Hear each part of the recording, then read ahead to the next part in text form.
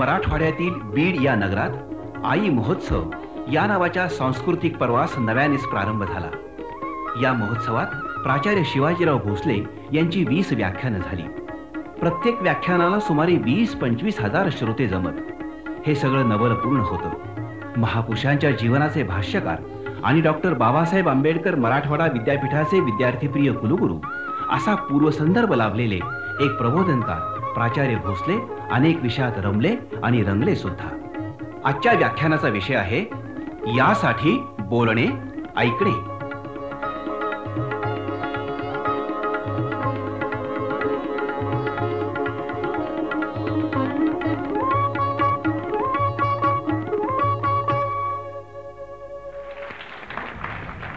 बंधू भगिनींनो, व्याख्यान प्रकाराविषयी माझी स्वतःचीच धारणा खरं बदलत चाललेली आहे। लहानपणी मला व्याख्यानांची गोडी होती। नवल्यांच्या वयाचा जेव्हा मी होतो तेव्हा तर व्याख्यान या प्रकारामध्ये मी कमालीचा रमलो होतो।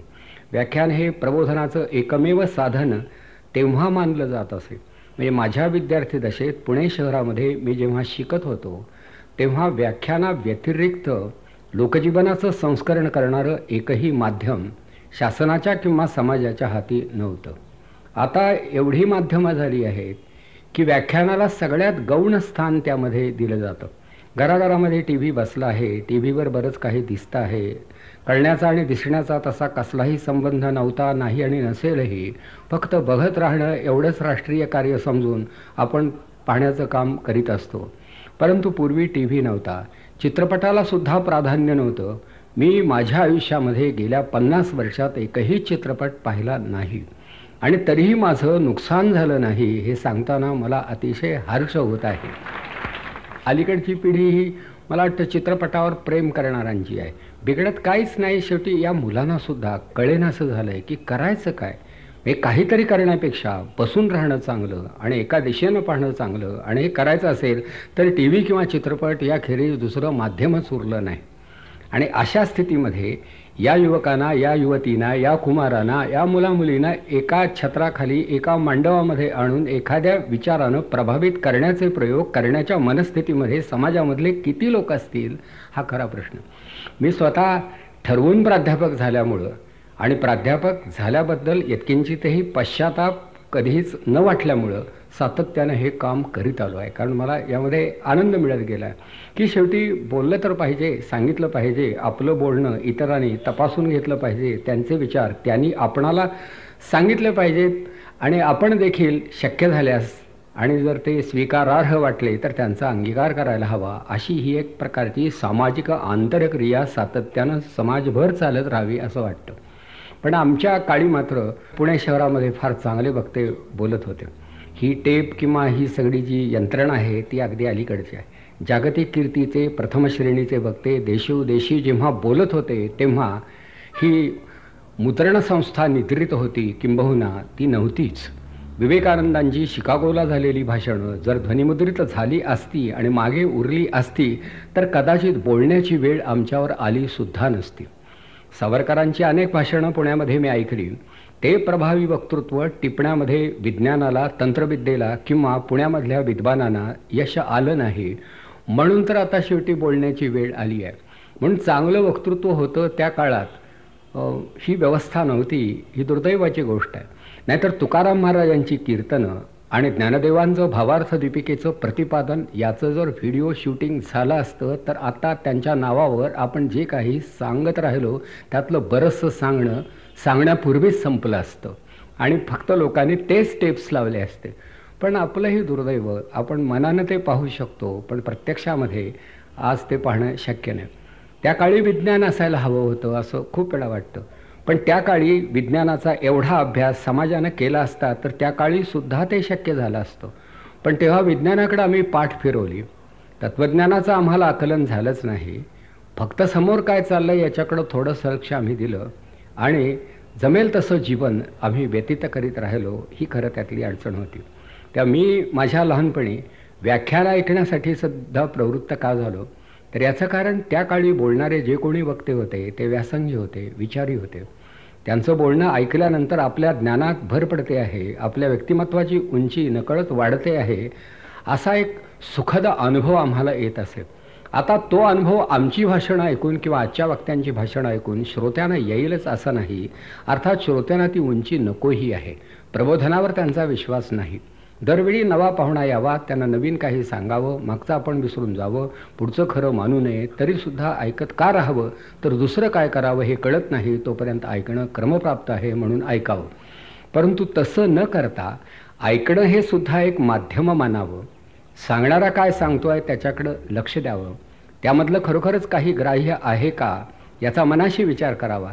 आणि ही प्रक्रिया समाजभर जर सुरू झाली तर लोकमत हे जागृत होईल. आणि जागृत लोकमत हा लोकशाहीचा खरा आधार आहे. म्हणजे लोकशाहीची उंची आणि उन्नती ही लोकमतावर अवलंबून आहे. आणि लोकमताचं संस्करण करण्याची जी खऱ्या अर्थानं प्रभावी माध्यमं, त्यामधलं भाषण हे एक माध्यम आहे. आजचे विद्यार्थी आणि विद्यार्थिनी मनात आणल्यास अतिशय चांगलं बोलू शकतात, पण त्यांच्या वाट्याला सभा येत नाहीत, ग्रंथ येत नाहीत, श्रोते येत नाहीत. त्यामुळं त्यांच्या वक्तृत्वाचं भरणपोषण होत नाही. म्हणून मला असं वाटतं की उद्याच्या वक्त्यांसाठी आवश्यक ती व्यासपीठं निर्माण करण्याचं कामसुद्धा गावोगावी झालं पाहिजे.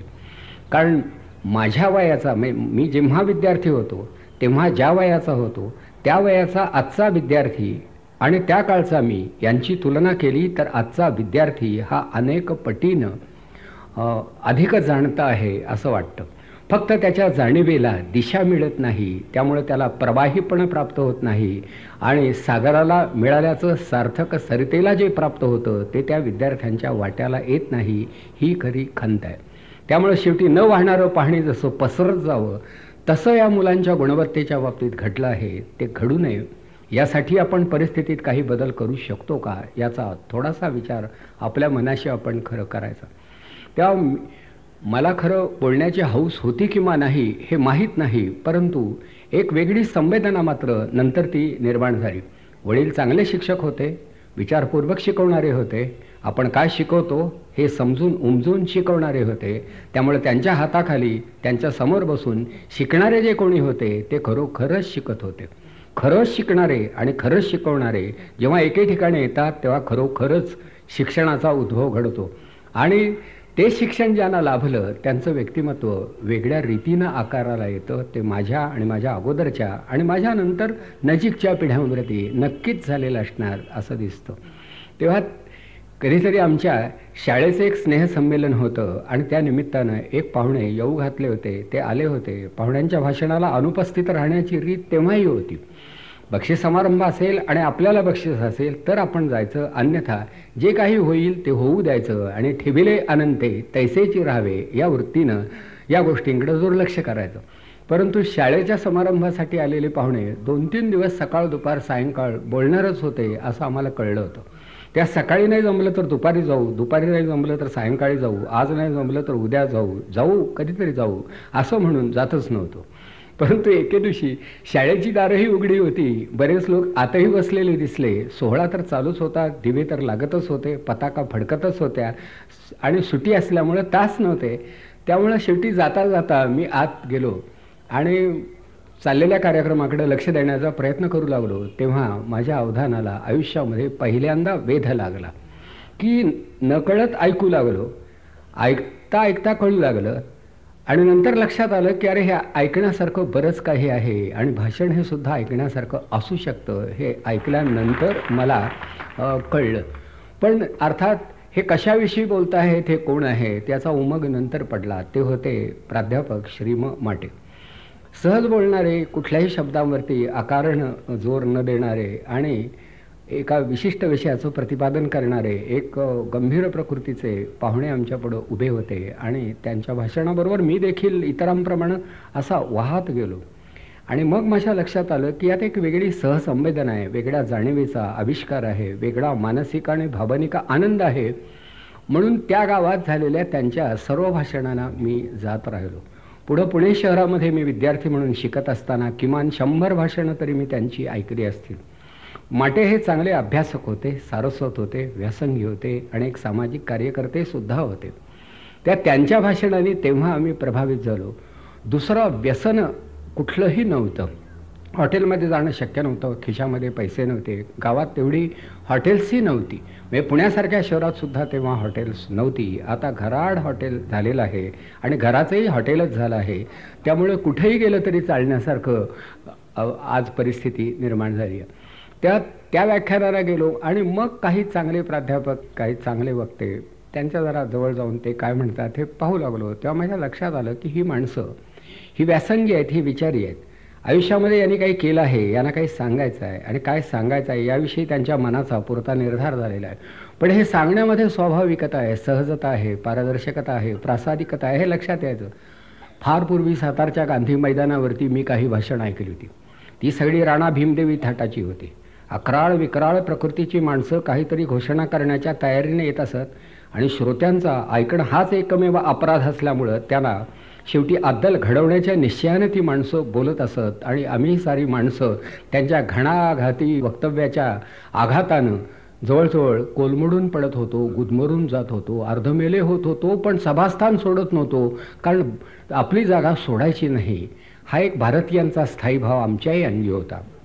कारण पुन्हा कधी ही जागा मिळेल सांगता येत नाही, तेव्हा आपण बसून राहावं.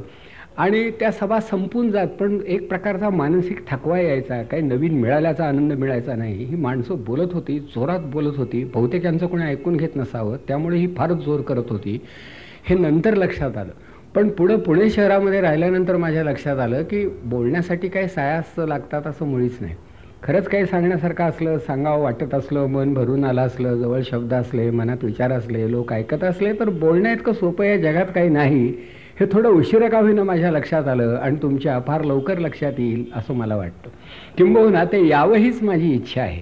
कारण जे बोलणं हे जन्मतःच आपणाला लाभतं. अगदी जिव्हाग्रावरती शब्द असे उभेच असतात. पाळण्याच्या जरा बाहेर पडून अंगणामध्ये रांगायला सुरुवात केली की मुखावाटे उच्चार बाहेर पडतात. तितकं बोलणं स्वाभाविक आहे. पण त्याचा विकास जर स्वाभाविकतेनं झाला तर प्रत्येक माणूस मनापासून आणि उत्तम बोलू शकेल असा मानसशास्त्रीय सिद्धांत आहे.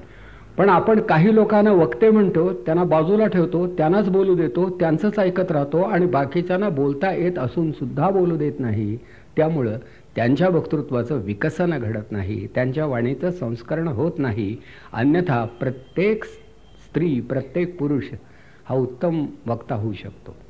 हा आईला थोडी संधी द्यावी, घरामध्ये खट्याळपणा करावा, एखादं भांडं पडावं, एखादी वरडी फोडावी आणि आईला फक्त बोलण्याची संधी द्यावी आणि मग फुलून येणारे मातेचं वक्तृत्व हे फक्त कानामनाने टिपावं.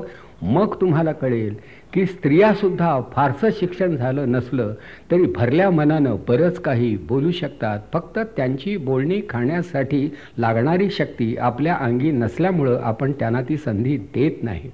आता आंतरराष्ट्रीय महिला दिनाच्या दिवशी या प्रकारचा अभिप्राय व्यक्त करणं न्यायाचं नाही, हे कळूनसुद्धा नकळत माझ्या हातून हे बोलणं घडतं आहे. हा आमच्या पुरुषार्थाचा भाग आपण मानावा आणि क्षमाशील व्हावं. फक्त वक्तृत्वाची म्हणजे आबालवृद्ध सुलभता आपल्या ध्यानी यावी म्हणून सांगतं. कारण मी असंही एका सामान्य कामगार स्त्रीचं भाषण फार अगदी जीवाभावानं ऐकलं होतं. म्हणजे तिचा नवरा कोणाचं काहीतरी देणं लागत होता, पगार होऊन गेला होता, कॉर्पोरेशनच्या बाहेर सगळे पडले होते, परतीच्या मार्गावरती तो होता, पण पगार होऊन सुद्धा तो आपलं देणं चुकतं करत नव्हता, म्हणून देणेकरानं त्याचा हात पकडला होता आणि कॉलर धरण्याचा तो बेतात होता. एवढ्यात पतीचा कैवार घेणारी एक मानिनी तिथं आली आणि पैसे कधीही मिळतील, कधीही देता घेता येतील, पण माणसं कधी मिळतील का याचा विचार तू करायला हवास, असं सूत्र घेऊन बाईनं इतकं सुरेख प्रबोधन केलं की शेवटी देणं आपण दिलं हे सुद्धा देणारा विसरून गेला. आता म्हणजे शेवटी बोलण्यामुळे माणसाच्या मनामध्ये प्रवेश मिळतो, चित्तवृत्तीमध्ये परिवर्तन घडतं. हा एक अनुभव होता, अनुभव घेतच होतो आणि त्यातून मी असे निष्कर्ष काढले की याच्या इतका आनंददायक खरं म्हणाल तर अनुभव नाही. आपण घरामधली माणसं एकमेकाशी जर मनापासून बोलू शकलो आणि प्रत्येकाला बोलण्याची संधी घरात देऊ शकलो तर TV बंद पडला तरी काही अडचण येणार नाही. पण घरात सुद्धा कोणी कोणाचं ऐकून घेत नाही आणि कोणाला बोलू देत नाही. तुला काय कळतंय असा एक आपला ठरलेला प्रश्न आहे. मला काही कळत नाही हे जरी खरं असलं तर तुलाही काही कळत नाही आणि आपल्यापैकी कोणालाच काही कळत नाही, असा एक निराशेचा सूर आळवला जातो. तो न होता अगदी लहानात लहान मुलांना सुद्धा जर आपण खरोखर संधी दिली तर ती सुद्धा बोलती होतील की शाळेमध्ये जाताना तू नको नको म्हणत होतास, हाक मारली तरी उठतच नव्हतास.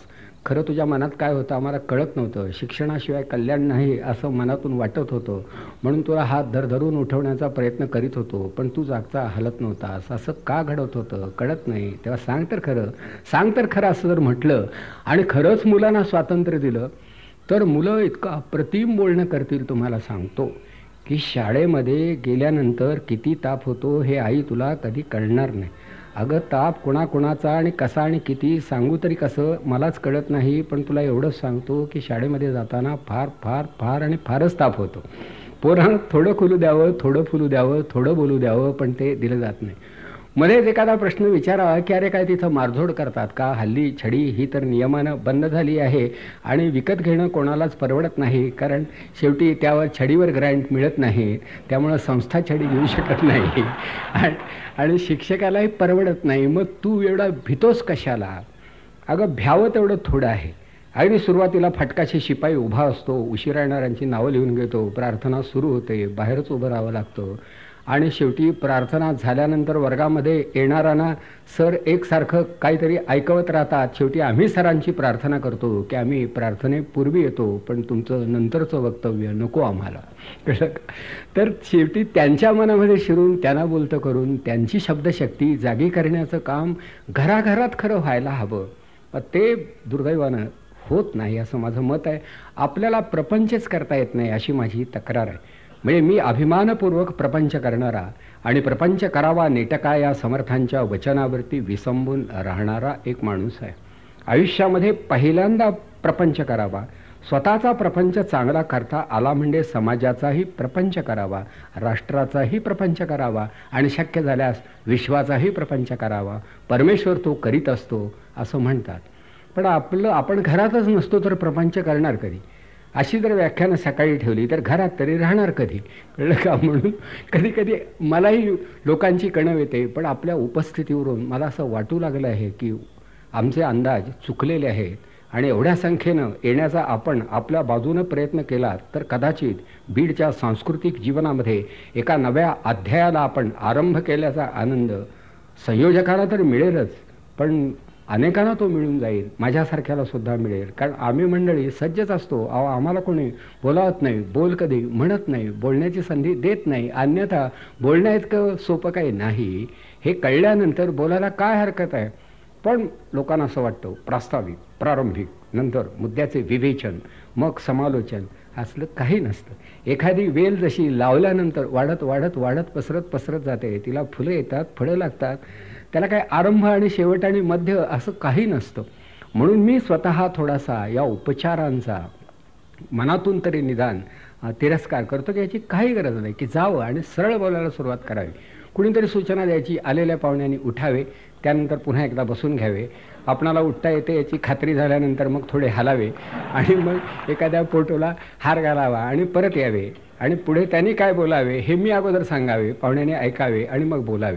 हे ह्या यंत्रात पाहुण्याला बसवूच नाही. अहो पाहुण्याला काहीतरी कळत असतो, तुम्ही सांगायचं मग पाहुण्यानं बोलायचं, हे सोडूनच देऊया आपण. जावं त्यांना आणि साधारण सभेकडे पाहावं आणि बोलायला सुरुवात करावी. हा मोकळेपणा आला पाहिजे आणि पूर्वी कीर्तन संस्थेत हा मोकळेपणा होता. मी अर्थात हे सगळं प्रास्ताविकेच एवढ्यासाठी करतोय की आपणाला एक 7-8 दिवस हा प्रयोग करायचा आहे. प्रयोग कसला? तास घेणारा प्राध्यापक मी, आयुष्यभर बोलत आलो, त्यामुळं माझा कुठलाही तास हा तसा एका अर्थानं प्रयोग होता, पण मनावरती माझ्या आणि माझ्या विद्यार्थ्यांच्या कधी मी भार येऊ दिला नाही. मी शेवटी काहीतरी सांगायचं आहे हे तर नक्की आहे, पण काय सांगायचं हे कळून न देता समजेपर्यंत सांगत राहायचं आणि समजल्यानंतर हेच मला सांगायचं होतं हे शेवटी सांगायचं, हे सांगण्याचं तंत्र आणि त्याच्या मागचा मंत्र मला माहीत होता, त्यामुळे हे सारं घडून जात होतं. आपल्या देशामध्ये आवश्यक ते वैचारिक, भावनिक आणि बौद्धिक परिवर्तन घडावं यासाठी आपल्या बोलण्याचं एखाद्या प्रभावी माध्यमामध्ये रूपांतर कसं होईल याचा विचार खरं मी करीत आलो आहे.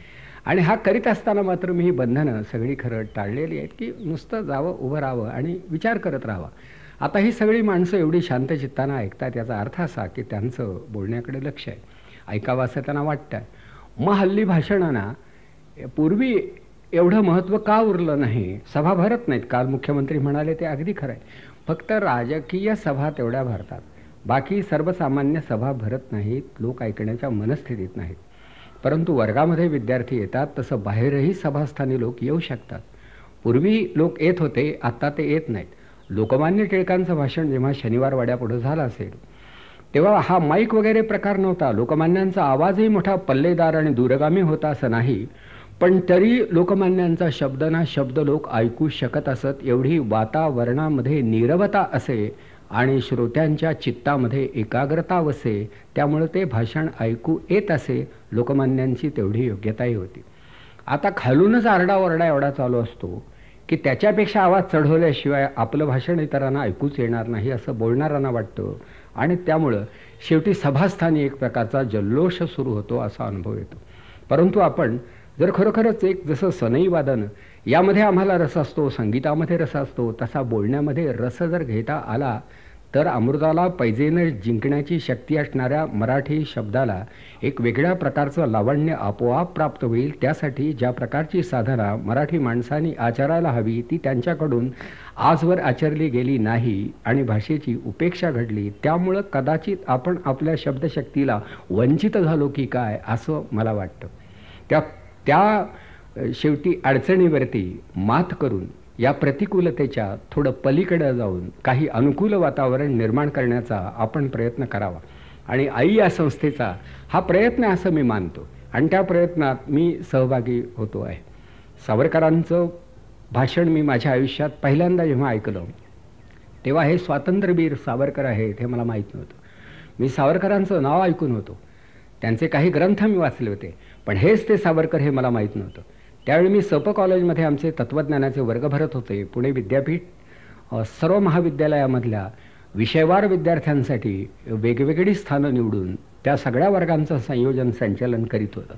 तेव्हा फिलॉसॉफी हा विषय सोनोपंत दांडेकरांच्या आधिपत्याखाली SP कॉलेजमध्ये शिकवला जात असे. माझं नाव वाडियामध्ये होतं, पण मला SPमध्ये यावं लागत होतं आणि मी विद्यार्थी पुणे विद्यापीठाचा होतो. तेव्हा एके दिवशी कोणीतरी एक प्राध्यापक अनपेक्षितपणे अनुपस्थित राहिले आणि आता हा तास होण्याची शक्यता नाही असं विद्यार्थ्यांच्या ध्यानी आणून दिलं. विद्यार्थी संख्येनं कमी होते आणि शिकण्यासाठीच येणारे होते, त्यामुळं दंगा करण्याची त्यांना तशी सवय नव्हती. त्या तास नाही हे कळल्यानंतर मग बाहेर पडायचं, ग्रंथालयात जायचं किंवा घर जवळ असेल तर घरी जाऊन यायचं. म्हणून मी बाहेर पडलो, रस्त्यानं असा चालू लागलो. माझी अभ्यासिका म्हणा किंवा खोली म्हणा जवळ होती. त्या टिळक रोडनं मी चालत असताना आतल्या बाजूला जुनं टिळक स्मारक मंदिर उभं होतं आणि त्याच्या प्रांगणामध्ये असाच एक मांडव घातला होता. अर्थात प्रांगणामध्ये घातलेला मांडव अंतरावरून मी पाहिला, माझी पावलं तिकडे वळली आणि मी गेलो. तिथे तेव्हा खुर्च्या होत्या आणि बऱ्याच खुर्च्या रिकाम्या होत्या. व्यासपीठावर काही माणसं दिसत होती, त्यातला एक एक जण उठून बोलत होता आणि बाकीचे ऐकत होते. वेळ अशीच आणि सकाळची होती. तेव्हा मला असं वाटलं की नाहीतर तास आपल्या हाती आहे आणि पुढं काही कामच नाही तर जाऊन बसायला काय हरकत आहे. म्हणून मी एका रिकाम्या खुर्चीवरती बसलो. माझ्या शेजारी दुसरे गृहस्थ होते, तेही माझ्यासारखेच रिकामे असावेत असा माझा तर्क. बसल्यानंतर एक वक्ते येऊन उभे राहिले, म्हणजे पहिले जे बसले ते होते बॅरिस्टर रामराव देशमुख. तेही मला नंतर कळलं. अमरावतीचे रामराव देशमुख एक सामाजिक परिषद होती. त्यानंतर टोपी घातलेले, कोट धोतर असा पेहराव परिधान करणारे आणि हातामध्ये छत्री घेऊन उभे राहणारे गृहस्थ एक आले. मला असं वाटलं की ज्येष्ठ नागरिक संघटनेचे बहुतेक कुठल्या तरी शाखेचे हे अध्यक्ष असावेत. आणि आता हा माणूस बोलून काय बोलणार, मुळातच हा थकला सुकला जीव, सांगणार काय. परंतु ते बोलू लागले तेव्हा त्यांनी आरंभ कुठे केला हे लक्षात आलं नाही. परंतु एकदम अनपेक्षितपणे वळवाचा जोरदार पाऊस पडावा आणि जागोजाग पाणी उसळत राहावं तसं शब्दांच्या धारा अशा इतक्या प्रपाताच्या वेगानं अशा कोसळत राहिल्या की श्रोत्यांना भान राहिलं नाही की आपण कुठे आहोत. आणि सुमारे 20 मिनिटं असा शब्दांचा अखंड वर्षाव होत होता. त्या शब्दाने आम्ही न्हावून निघालो. शब्दांचे प्रवाह तयार झाले, त्यात आम्ही बुडून पुन्हा त्यातून तरून नंतर पुढे अगदी काठाला जाऊन भिडलो आणि हे भाषण संपलं आणि आपल्या आसनावरती ते वक्ते जाऊन बसले. तेव्हा मला मोह पडला की हे जाणून घ्यावं की एवढं प्रभावी वक्तव्य लाभलेला हा पुरुषोत्तम नक्की आहे तरी कोण. म्हणून मी शेजारच्या गृहस्थांना विचारलं की हे कोण. त्यांनी सांगितलं हे स्वातंत्र्यवीर सावरकर. मला राहावे ना, मी तसा उठलो आणि त्यांना नमस्कार केला. अगदी मंदिरामधल्या देवाला नमस्कार करावा तसं मराठी भाषेच्या या प्रभूला हात जोडून मी नमस्कार केला. का तर हे तेज, हे सामर्थ्य मी डोळ्यांनी बघत होतो. हा दिव्य अनुभव होता, हा भाग्याचा क्षण होता, हा आला कसा माहीत नाही. आणि ते ऐकल्यानंतर मी एवढा उत्तेजित, एवढा प्रभावित झालो, एवढा बेभान झालो की सावरकरांची भाषणं आता कुठे आहेत, कधी आहेत याची माहिती काढू लागलो. तेव्हा कुणीतरी सांगितलं, आज संध्याकाळी सपच्या मैदानावरती 6 वाजता सावरकरांचं जाहीर व्याख्यान होणार आहे. त्या जाहीर व्याख्यान होणार आहे हे कळल्यानंतर, 6ला व्याख्यान म्हटल्यानंतर मी 5:30च्या सुमाराला मैदानावरती पुढच्या बाजूला जाऊन बसलो. पुण्यात आणि मुंबईमध्ये व्याख्यानं दिल्या वेळी सुरू होतात, कारण लोकांना कामं अनेक असतात, त्यामुळं माणसं वेळच्या वेळी येतात.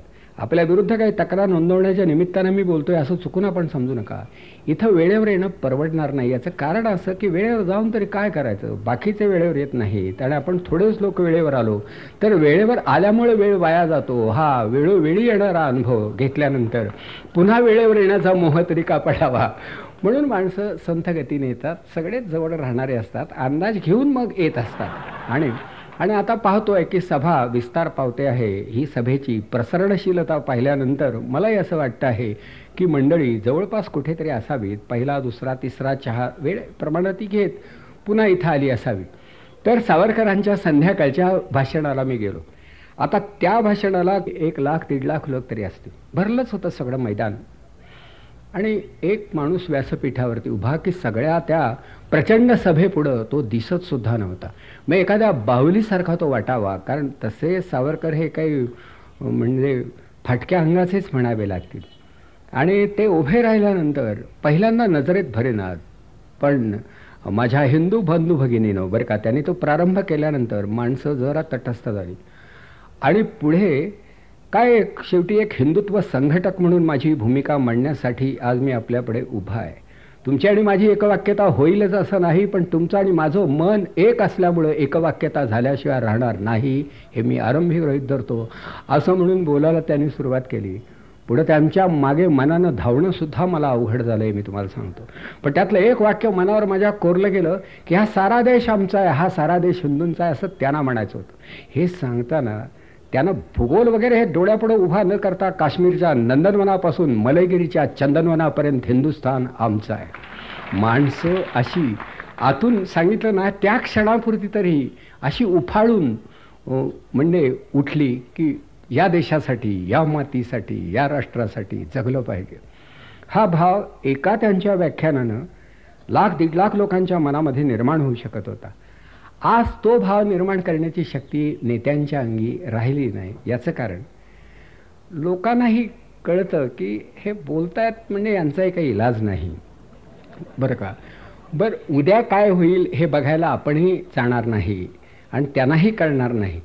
त्यामुळं शेवटी त्यामध्ये असा प्राण किंवा जीव ओतून बोलणं म्हणतात हा भाग काय नसतो. तो दिवस आम्ही साजरा करतो.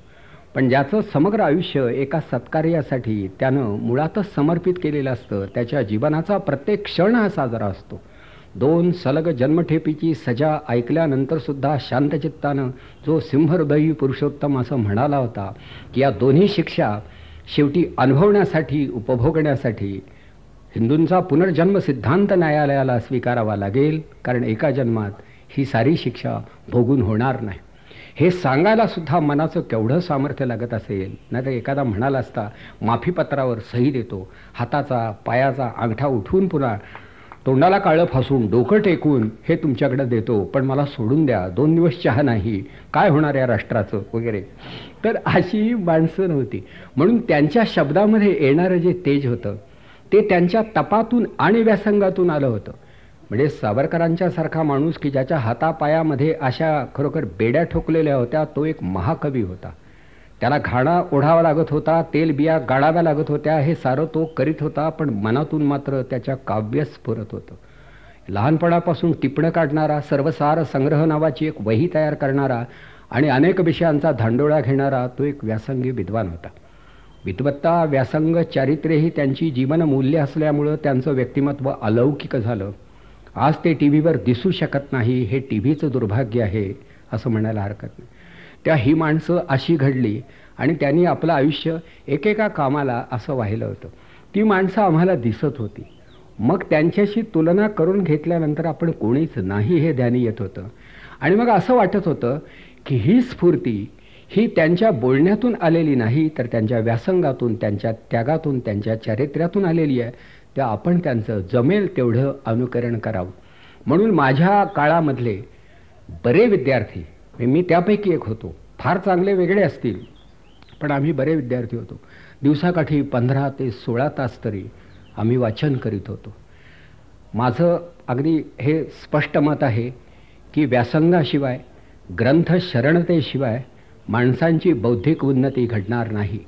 टी व्हीमुळं, आकाशवाणीवरची भाषणं ऐकून किंवा टेप्स ऐकूनसुद्धा माणसं फार जाणती होण्याची शक्यता नाही.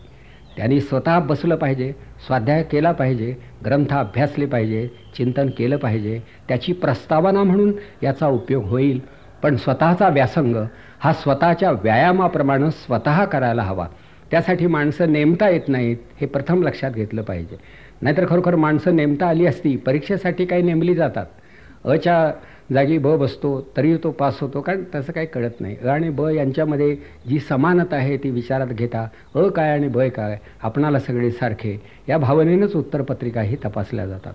परंतु आता आपल्या व्यक्तित्वानिशी उभं राहावं हा भाव कुठेतरी निर्माण झाला पाहिजे. तो त्यांच्या जीवनात होता. जवाहरलाल नेहरू ज्या नगरच्या किल्ल्यामध्ये काही काळ बंदिवान म्हणून राहिले, अर्थात तो कारागृहवास होता, पण त्या किल्ल्यामध्ये बसून त्यांनी डिस्कवरी ऑफ इंडिया हा ग्रंथ लिहिला. नेहरूंचं बहुतेक ग्रंथलेखन हे कारागृहात झालं. कारागृहात राहूनसुद्धा उत्तम साहित्याची निर्मिती त्यांनी केली. नेहरू भाग्यवान होते. सावरकरांसारखे त्यांचे हाल झाले नाहीत. सावरकरांना लिहायचं होतं, पण त्यांचे हात मोकळे नव्हते, त्यांच्याजवळ लेखन साहित्य नव्हतं.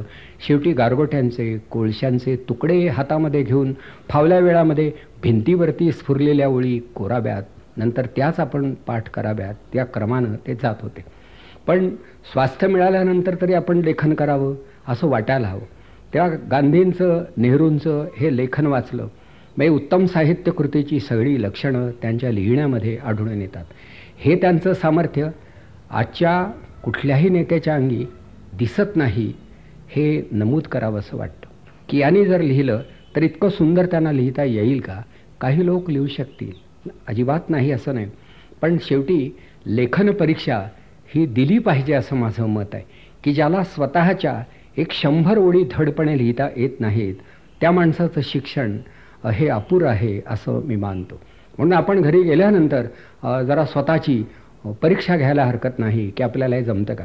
पण हल्ली काय काम असलं तरी फोनवरचं बोलणं इतकं वाढलेलं आहे की लिहिणं थांबलेलंच आहे. त्यामुळं परीक्षेच्या वेळी लिहिता येत नाही आणि कॉपी करण्याचा मोह पडतो, कारण लिहिण्याचा सरावच संपलेला आहे. इतकंच नव्हे तर अध्यापक प्राध्यापकसुद्धा हल्ली फळ्यावर लिहित नाहीत, कारण आपण लिहिलेलं बरोबर असेल असा विश्वास त्यांनाही वाटत नाही.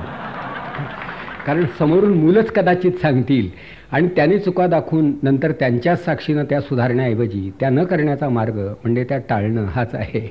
तर हा जो लेखन संस्कार होता हाही या वक्त्यांच्या ठायी होता.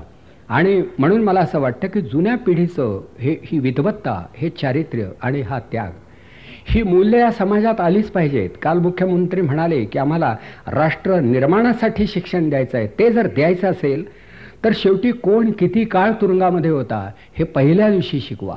कोण किती काळ तुरुंगामध्ये होता. सुभाषचंद्र 11 वेळा तुरुंगामध्ये गेले होते. इतक्या वेळा त्यांना शिक्षा झाली होती. सुभाषचंद्रांचं इंग्लिश अप्रतिम होतं. हे सगळे लोक चांगल्या कॉलेजेसमध्ये शिकलेले, बरेच परदेशात जाऊन राहिलेले आणि विद्यासंपन्न झालेले होते. काही कोणी बॅरिस्टर्स होते, कोणी ICS झालेले होते. पण इतकं होऊनही ते इंग्रजांची नोकरी न करणारे निश्चयी लोक होते. म्हणजे ते स्कॉलर्स होते. मला स्कॉलर हा इंग्लिश शब्द अतिशय आवडतो. हे स्कॉलर्स होते. हे आमचे नेते विसरलेले आहेत. स्कॉलरशिप आणि नेतृत्व यांच्यामध्ये कसलाही संबंध उरला नाही. त्यामुळे कुणीही उठतो, कोणाचीही बरोबरी करतो आणि काहीही होण्याचं स्वप्न पाहतो. कारण काही नसताना काहीही होता येतं, मग काही असलं पाहिजे हा आग्रह तरी का धरायचा, काय शिकायचं. म्हणून हा निकष लावला पाहिजे की परीक्षाच घेतली पाहिजे असं माझं मत आहे. इंदिरा गांधींची राजकीय मतं काहीही असोत, इंदिरा गांधींचं वक्तृत्व हे अप्रतिम होतं. त्यांच्यासारखं इंग्लिश बोलणं हे फार थोड्यानं जमत असे. डॉक्टर्स, इंजिनियर्स, प्रोफेसर्स, कोणाचीही परिषद असू दे, कॉन्फरन्स असू दे, इंदिराजींचं जे भाषण होत असे ते इतकं अभ्यासपूर्ण असे, इतकं आखीव रेखीव ताजवे तोल काटेकोर असे की असं वाटत असे की या बाईंना इतकं चांगलं कसं काय बोलता येतं. आज खरोखर भारतीय स्त्रीत्वाचं एक शिखर म्हणून आंतरराष्ट्रीय महिला दिनी मी त्यांचं स्मरण करतो आहे की हे अप्रतिम भाषा प्रभुत्व हे एक अलौकिक लेणं होतं. कारण त्यांची भाषणं मी ऐकली होती. मला राजकारणाशी कसलंही माझं संबंध नव्हता आणि आता तर पुढे येण्याची शक्यता नाही, पण मला ती भाषणं आवडायची आणि त्यांचे भाषण संग्रह अजून विकत मिळतात. आपल्या माहितीसाठी सांगतो, पुस्तकं विकत घेण्याची सवय चांगली असते. खर्च थोडा कमी करावा आणि चांगली पुस्तकं विकत घ्यावी. तर हे त्यांना कसं जमलं? लौकिक अर्थानं इंदिराजींचं शिक्षण हे पदवीपर्यंत सुद्धा झालं नव्हतं. स्वामी विवेकानंद हे BA झालेले एक विद्यार्थी होते. BAच्या पुढं विवेकानंद गेले नव्हते आणि इंदिराजी पदवीपर्यंत सुद्धा गेल्या नव्हत्या. पण असंख्य पदवीधरांनी त्यांच्या पायाजवळ बसून संथा घ्यावी ही बौद्धिक पात्रता आणि योग्यता तपोबलावर या लोकांनी संपादन केली होती. पदवी म्हणजे पात्रता हे समीकरण मांडता येणार नाही. किंबहुना पदवी म्हणजे अपात्रता असं म्हणण्याची वेळ पदव्या देणारांनी म्हणजे आम्ही आणि घेणारांनी खरं आणली आहे. तेव्हा तर हा व्यासंग त्यांनी कधी केला तर त्यांच्या वयाच्या 13व्या वर्षी त्यांच्या वडिलांनी तुरुंगातून एका वाढदिवसाच्या निमित्तानं लिहिलेलं पहिलं पत्र जे होतं ते ग्लिम्सेस ऑफ वर्ल्ड हिस्ट्री या ग्रंथातलं पहिलं पत्र आहे. म्हणजे वडिलांनी लेकीला लिहिलेल्या पत्रांचा संग्रह ग्रंथरूप पावला. आणि आजही MAचे विद्यार्थी इतिहास हा विषय अभ्यासत असतील तर उत्तम इंग्लिशमध्ये लिहिलेलं ग्लिम्सेस हे पुस्तक वाचतात. आपण वाचा, काय सुरेख लिहिणं आहे. हे 13व्या वर्षी इंदिराजींना समजत होतं. म्हणजे इंग्लिश भाषेची त्यांची जाण केवढी. तर त्यांच्या वडिलांचा जो काही अल्पकालीन सहवास त्यांना घडला आणि घरचं जे वातावरण होतं त्या वातावरणात त्यांचं शिक्षण झालं. आज आपल्या घरातलं वातावरण आपण तपासून घ्यायला हरकत नाही. शिकलेला अडाणी होईल असं वातावरण आपण घराघरात निर्माण केलं आहे. त्यामुळे मुलं शिकण्याची शक्यता तशी उरली नाही. मग हे सामर्थ्य हे असं सहजी आलं नाही की माझ्या मुली, मी तर तुरुंगाच्या गजाआड आहे, मी तुला भेट म्हणून वाढदिवशी काय देऊ शकतो, देण्यासारखं माझ्याजवळ काही नाही, पण तुरुंगांच्या भिंती ज्यांना रोखू आणि रोधू शकणार नाहीत असे विचार मात्र माझ्या मनात आहे, ते मी या पत्राद्वारे तुझ्या दिशेनं धाडतो आहे, तीच माझी भेट असं तू समज. या प्रकारचा संवाद ज्या घरात चालला होता ती घरं कशी असतील? असं म्हणतात की मोतीलालजी आणि जवाहरलालजी यांच्यावरती एक खटला भरण्यात आला होता. कोर्टामध्ये तो चालत होता. त्या मोतीलालजींच्या मांडीवरती त्यांची नात बसली होती आणि शांतपणे ऐकत होती. शेवटी त्यांना एक दंड आकारण्यात आला आणि दंड जर भरला नाही तर घरामधल्या वस्तूंचा लिलाव करून तो सरकार जमा व्हावा अशीही कोर्टानं आज्ञा दिली होती. त्यावेळी पोलीस आणि बेलीफ कोर्टाच्या दारात आले तेव्हा ही चिमुरडी पोरगी पुढे गेली आणि म्हणाली, खबरदार आत याल तर हे घर आमचं आहे, यातल्या वस्तूंना हात लावू देणार नाही. हे सामर्थ्य त्या मुलीच्या अंगी लहानपणी होतं. पुढं ती वाचन विचार करीत राहिली असेल, चिंतन केलं असेल, भरपूर वाचन होतं. त्या जुन्या काळामधल्या बहुसंख्य नेत्यांचं वाचन अनेक विषयांचं होतं. आणि मराठी भाषेचा कितीही अभिमान वाटला तरी जगाची बोधभाषा म्हणून इंग्लिश भाषेचं किमान आकलन आवश्यक आहे. अजूनही कुठल्याही विषयावरचे प्रमाणभूत ग्रंथ हे इंग्लिशमधूनच पाहावे लागतात. एन्सायक्लोपीडिया ब्रिटानिकाची जागा घेणारा विश्वकोश अजून आम्ही निर्माण करू शकलो नाही. त्या मिथ्या अभिमान बाळगण्याऐवजी व्यासंगाच्या वाटेनं जाऊन आपल्या बुद्धीचं आपण संस्करण करू शकलो तर बरं होईल. पण यासाठी सवयी बदलाव्या लागतील, तपासून घ्याव्या लागतील, ही पथ्य पाळावी लागतील. सगळ्यांना हे शक्य नाही, पण ज्यांना शक्य आहे त्याने ते करावं असं माझं मत आहे. शेवटी लोकांना हे सांगण्याचं काम लोकशिक्षकांचं आहे. जर आम्ही थोडाफार व्यासंग करू शकलो तर बाकीच्यांना हे का जमू नये हा खरा प्रश्न आहे. त्या हे सगळं आठवलं की इंदिराजींची भाषणं आठवली. नेहरू हे जरा थांबत, थपकत, अडखळत पण अत्यंत विचार सुंदर वक्तव्य करणारे होते. म्हणजे नेहरूंच्या बोलण्यामध्ये एक डौल होता आणि इंग्लिश तर उत्तम होतं, हिंदी सुरेख होतं, म्हणून ते ऐकावं वाटत असे. आत्ताच्या भाषणांना ते विचार सौंदर्य किंवा भाषिक लावण्य प्राप्त का होत नाही? तर ठीक आहे, बोलू देत त्यांना. आपण एकदा क्षमा करायची ठरवल्यावर त्यांनी काय बोलावं याविषयी आपण तरी कशाला आग्रह धरायचा, अशी आपली भूमिका होते. याचं कारण असं की इथे काही मिळणार नाही असं आपलं अंतर्मन आपणाला सांगत असतं. ते या जुन्या पिढीमध्ये घडत नव्हतं. आणि म्हणून त्यांची मतं काहीही असोत, शेवटी कुठेतरी असं आदराने नतमस्तक व्हावं असं त्यांच्या ठाई बरंच काही होतं. आचार्य जावडेकर आणि आचार्य भागवत हे गांधीवादाचे दोन भाष्यकार मराठीतून जेव्हा व्याख्यानं देत होते तेव्हा मी त्या व्याख्यानांना हजर होतो. इतकं विचारगंभीर, इतकं अर्थगर्भ बोलणं हे मी आयुष्यात ऐकलं नाही. कुठेही दिमाख नाही, कुठेही आवेश नाही, कुठेही अभिनिवेश नाही. अगदी शांत चित्तानं, संथपणानं एक एक सत्य लोकांना समजावून देण्याचं काम करणारे हे आचार्य पाहिले म्हणजे खरं आम्ही सगळी मंडळी तेव्हा तरी अशी दिंगमूढ होत होतो की एवढी विद्या यांना प्राप्त झाली कशी. आता लोक म्हणतील काय एवढ्या विद्येचं तरी गरज आहे, बरं कोण ऐकणार आहे, इतकी विद्या आपण संपादन करू, बाकीच्यांनी तिच्याकडे दुर्लक्ष केलं तर. असा आहे, आवडत्या पक्वान्नाचा आस्वाद घेताना बाकीच्यांचा विचार आपण कधी करत नाही. उन्हाळ्याच्या आणि उकाड्याच्या दिवसात थंड पाण्याचा फवारा अंगावरती घेताना जगाचा विचार आपण करत नाही, आपणाला त्यात समाधान मिळतं.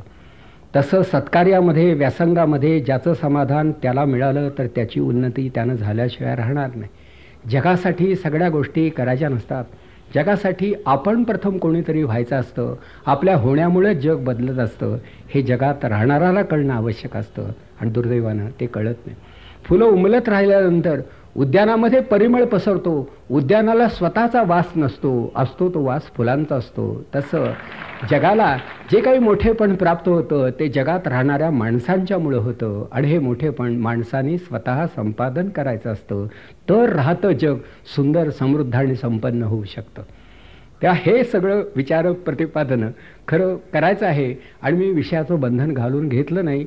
विषयरहित वक्तव्य, विषय निर्मिती करीत पुढं जाऊ शकतं यावर माझा विश्वास असल्यामुळं मी नवले साहेबांना म्हणालो, काय स्फूर्तीचं कीर्तन मी करत राहीन, माणसं रमतात किंवा नाही याचा काहीतरी प्रयोग तर होईल आणि हळूहळू वाहत्यापणाला प्रवाहाचं रूप यावं आणि त्याचं पात्रही खोल होत जावं आणि शेवटी त्याला एक प्रकारची मान्यता लाभावी. तसंच काहीतरी बोलण्याच्याही बाबतीत घडावं असं वाटतं. नाहीतर दिनांक अमुक रोजी अमक्यांचे अमुक ठिकाणी अमुक विषयावरती व्याख्यान होईल तशी काही गरज नाही. आज तुम्ही माणसं हाच माझ्या भक्तिभावाचा विषय आहे. मग ही माणसं घडवणारी मी पाहिलेली माणसं, मी एक माणूस, तुम्ही काही माणसं, होऊन गेलेली काही माणसं, माणसांच्या जगातल्या माणसांनी एकमेकावर प्रेम करावं आणि गुणवत्तेची दिवाळी साजरी करावी की तुमचे लाडू छान झाले आहेत, यांच्याकडची शेव उत्तम आहे, पलीकडची शंकरपाळी फारच छान, त्यांच्या घरचे अनारसे तुलना नाही. हे सगळं आपण एकत्रीकरण करतो. तसं गुणवत्तेची भरली ताटं इतिहासानं आपल्या पुढं ठेवली आहेत. आपण जरा त्याचा परामर्श घ्यावा, त्याचा आस्वाद घ्यावा आणि एक तृप्तीचा, समाधानाचा ठेकर द्यावा असं वाटतं. आज माझी भूमिका खरं ही आहे. याचं कारण मलाही काही साधायचं नाही, कुठे पोचायचं नाही. मी माझ्या नातवाशी असाच बोलतो, पत्नीशी जेव्हा ती ऐकून घेण्याच्या मनस्थितीत असते तेव्हा असंच बोलतो आणि वर्गातही असंच बोलत होतो. या सहज बोलण्याला जर वक्तृत्व म्हणायचं असेल तर वक्तृत्वाविषयीच्या तुमच्या कल्पना तुम्हाला बदलाव्या लागतील किंवा मला वक्ता म्हणताना मग आपल्यालाही मनाशी विचार करावा लागेल. कदाचित नवले साहेबांनाही कोडं पडलं असेल की ज्याचं बोलणं ऐकल्यानंतर आम्हाला कधीतरी प्रोत्साहित झाल्यासारखं वाटत होतं त्याचं हे स्थित्यंतर आणि रूपांतर पाहिल्यानंतर पुढं वैफल्याची एखादी लाट तर देशात येणार नाही ना. तर तसं होणार नाही. याच्या उलट शेवटी पावसाळा नसताना सुद्धा गंगा वाहत राहते हे एकदा कळल्यानंतर मग वर न पाहता माणूस प्रवाहामध्ये उडी घेतो. आज मी तो आनंद अनुभवतोय की मला नुसता एक ग्रंथ तुम्ही सांगितलात, त्या ग्रंथावर मी बोलू शकतो. भाषणाला विषय हवेत कशाला. मी नुकतीच अगदी आता हा दासनवमीचा सप्ताह होता, त्यावरून मला आठवण आली की सज्जनगडावर तर मी नेहमीच जातो. तर माझ्या लहानपणी माझे वडील, आजोबा, इतर काही खेड्यातली माणसं ती आम्हाला सांगायची, अरे किमान वाचन म्हणून दासबोध वाचला पाहिजे. ज्ञानेश्वरी अवघड आहे, कळणार नाही. तुकोबा समजू शकेल, मिळणार नाही. दासबोध मात्र बऱ्याच ठिकाणी आढळेल, वाचायला हरकत नाही. आणि त्यावेळी समर्थांचं सगळं साहित्य मी वाचलेलं आहे. विशेषतः त्यांची ती पावनभिक्षा मला फार आवडायची. देव आला, प्रकट झाला तर त्याला तुम्ही काय मागाल. आता हल्लीची मंडळी म्हणतील लॉटरीचं पहिलं तिकीट दे किंवा इलेक्शनचं दे किंवा काय असेल ते पक्षामध्ये एक नेमकी जागा दे. तर असं काही समर्थांच्या काळात नव्हतं. तेव्हा देवाला काय मागावं. कोमल वाणी दे रामा, विमल करणी दे रामा, सज्जन संगती अभेद भक्ती बहुजन मैत्री दे रामा, जन सुखकारक अंतर पारख प्रसंग ओळख विद्या वैभव अर्थारोहण दे रामा. हे लहानपणी आमच्याकडून मुखोद्गत करून घेतलं होतं आणि त्याचा परिणाम असा झाला की मन आमचं सगळं शब्दाने भरून गेलं होतं. बहुत करावे पाठांतर, कंठी धरावे ग्रंथांतर, हरिकथा निरंतर करीत जावी. आता बहुत करावे पाठांतर कुठल्या त्या वयात शोलेचे डायलॉग्स पाठ करून काय येणार आहे हे मलाही काही कळत नाही. आता पाठांतर हा शब्द गेलेला आहे. पाठ आणि विद्यार्थी याच्यात भरपूर अंतर, याचंच नाव पाठांतर, कळलं का? त्यामुळं आता कुठले उतारे संत वचन वगैरे हा भाग येतच नाही. तर हे लहानपणी त्यावेळी वाचलं, त्यावेळी कळत नव्हतं, पण आता मला कळतं. आणि कधीही हाकेला ते ओढ येतं आणि तिथे प्रकट होऊन ते मोकळं होतं, असा हा प्रकार आहे. म्हणून माझा खरोखर म्हणजे आजचा आग्रह हाच आहे की व्यासंग हाच उत्कर्षाचा मार्ग आहे. भाषणं ऐकावीत, ग्रंथ वाचावेत, पण मनाशी विचारसुद्धा करावा. या सगळ्याच गोष्टींची गरज आहे. आणि त्याच्यासाठी स्वतःच्या व्यक्तिगत गरजा कमी कराव्या लागतात. स्वतःचं उत्पन्न घटलं तरीसुद्धा अभ्यासच करावा लागतो. जुन्या पिढीतली माणसं शेवटपर्यंत गरीब राहिली म्हणून काहीतरी करू शकली. सावरकरांचं घर अगोदर ते लहान, तेही त्यांच्या मालकीचं व्हायला आयुष्याची सायंकाळ आली. मी त्यांनी कधी आपला बँक अकाउंट तपासून पाहिला नाही. लालबहादूर शास्त्रींच्या मालकीचं घर नव्हतं आणि बँकेमध्ये त्यांच्या अकाउंट नव्हता. जयप्रकाश नारायणांच्या घरी मी गेलो तेव्हा एक सतरंजी मागे एक लोड एवढीच त्यांची बैठक व्यवस्था होती. ही माणसं गरीब राहिली कारण त्यांनी गुणवत्तेची आराधना केली. तशी माणसं आता दिसणार नाहीत असं वाटतं. याचं कारण तुम्ही आणि मी, आपण सगळे वस्तूंचे आणि पैशांचे दास झालो आहोत. गुणवत्तेचं पूजन करण्यासाठी दुर्लभ मनुष्यजन्म लाभला असं आपल्याला वाटत नाही. हे वाटणं हा उन्नतीचा आरंभबिंदू आहे. एवढंच सांगून आत्ता मी थांबतोय, तो एवढ्यासाठी की आपली वेळ ठरवण्यासाठी मी इथं आलो. आणि ज्या अर्थी आपण यावेळी येता त्या अर्थी खरोखरच 8:30 वाजता आलात तर परतीची वेळसुद्धा आपल्या दृष्टीनं सोयीची आणि सुखाची होईल.